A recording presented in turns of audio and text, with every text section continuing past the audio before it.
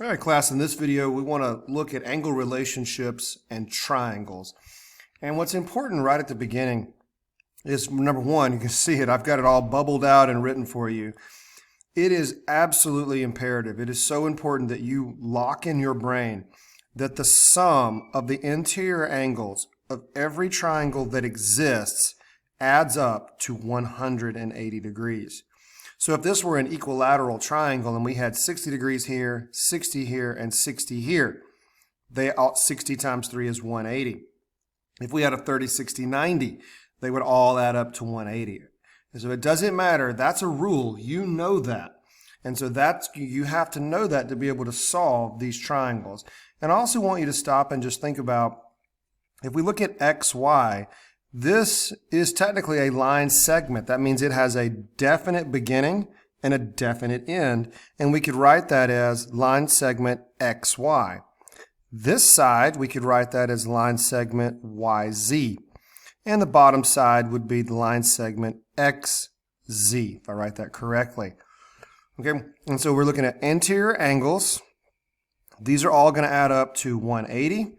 And we know how we can identify them. Something else that will also help is to identify angles. If I want to measure this angle right there, I'll put a question mark by it. I could write that down as angle XYZ or angle ZYX. Typically, we're going to go from left to right, which is the way I write them and read them, and so I would go with this way. But it is the middle variable. That's the angle we're looking for. These other two, look at this. I've got a line segment XY and a line segment YZ. And they converge on that Y. So it tells me that this is the angle that I'm trying to measure. If I wanted this angle here, that would be angle YXZ. All right, you could write it that way. You could also write it angle ZXY. That would also work, but you notice the X is in the middle. We'll try to illustrate that more as we go along. So let's apply this in this first example. I know that I'm looking for this. I want to know what is that degree. All right, so we've left it with X degrees, and I know that X degrees plus 60 plus 90 must equal 180 degrees. So this we've been doing for a while. We're going to combine like terms. X plus 150 equals 180. I'll subtract 150 from both sides and get X is equal to 30 degrees. All right, I want you to pause the video and try this practice problem. In this case, I have X plus 40 plus 90 equals 180 because the sum of the interior angles of all triangles must add up to 180. All right, so 40 plus 90 is 130. Subtract that from both sides, and you get X is equal to 50 degrees. All right, let's look at some other examples. What about remote angles? Now, by remote angles, I want us to look here. We're looking for this angle right there. It's an exterior angle. It's an exterior angle. When I'm looking for this exterior angle, these two are called remote. Now this I would call an adjacent angle. It's right next to the exterior, and the two of those would become a supplementary. They would be supplementary and add up to 180.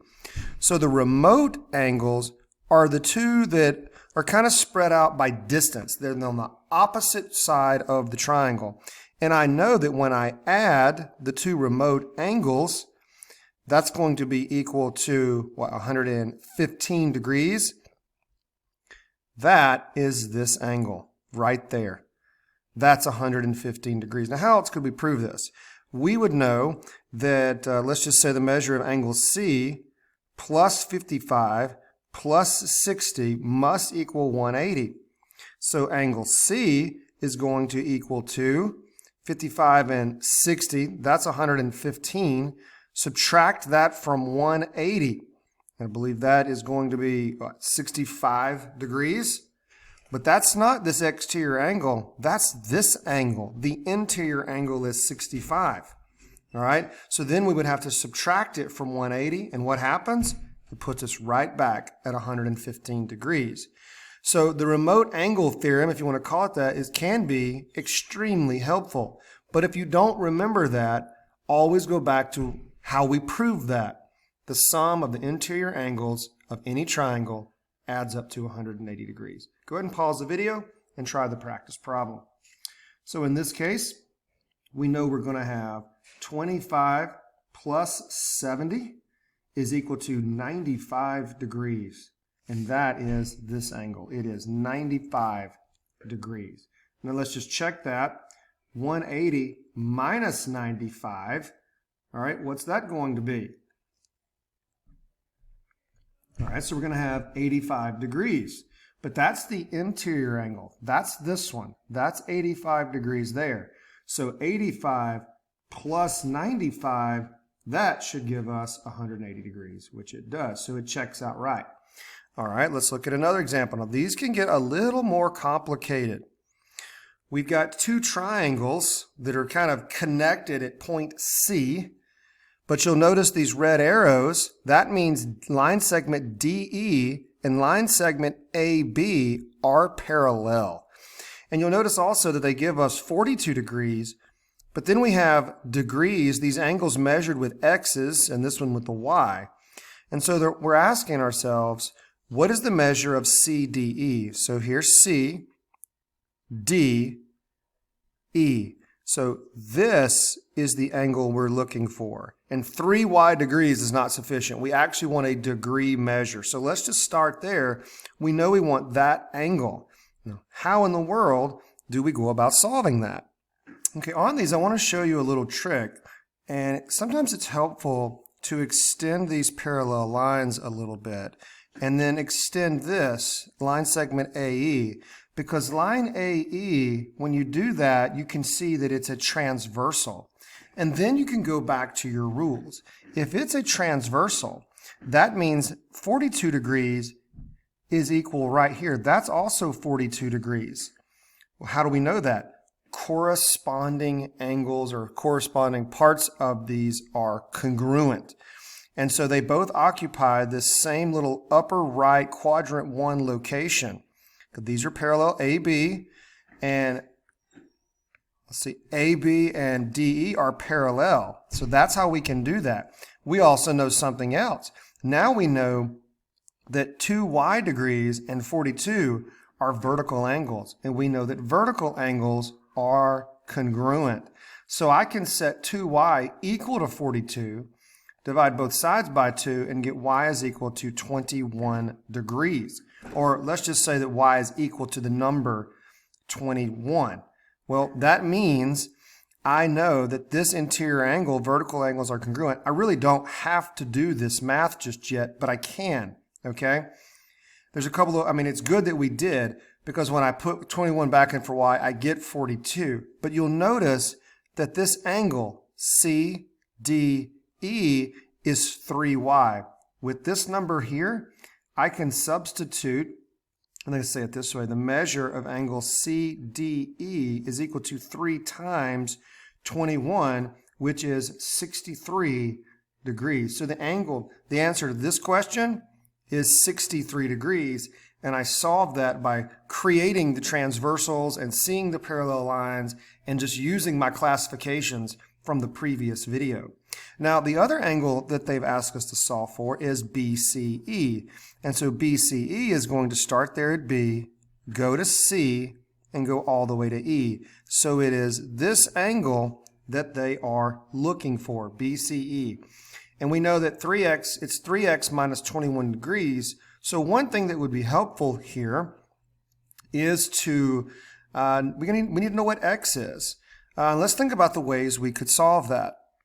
I think the easiest way to solve this would be using our remote angle theorem. If I know that this exterior angle is 3x minus 21 degrees, then that has to be equal to 42 degrees, this remote angle, added to the other remote angle. And so let's scroll down just a little bit. That's going to be 2x minus 21 degrees plus 42 degrees, and it has to equal 3x minus 21 degrees. All right, so it's a lot of substitution, and now it's going to be combining like terms. And so that's going to be 2x plus 21. I'm subtracting or combining the negative 21 and the positive 42, and that's 3x minus 21. Let's go right over here. If I subtract 2x from both sides and add 21 to both sides, I'm going to get 42 is equal to x. So x here would equal 42. Now that's not my answer. That's just the value of x. And so in this case, we could go back and say 3 times 42 minus 21 is equal to the measure of angle BCE. All right, so when we do this, 3 times 42 is going to be 126 minus 21, and that's going to be the measure of angle BCE is 105 degrees. All right, 105 degrees. And so I want you to pause the video and go ahead and try this practice problem.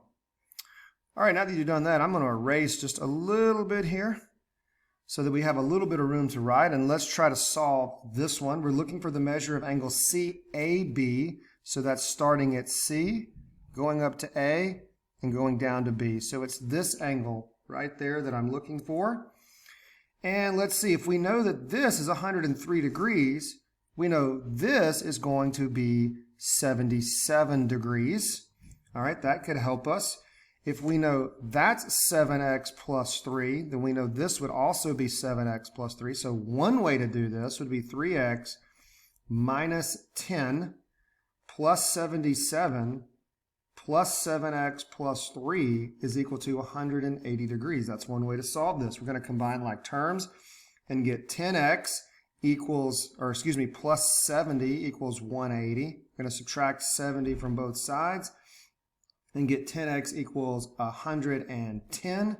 Divide both sides by 10 and get 11. So now we have a value for x, and they wanted CAB, so the measure of angle CAB is 3 times 11 minus 10.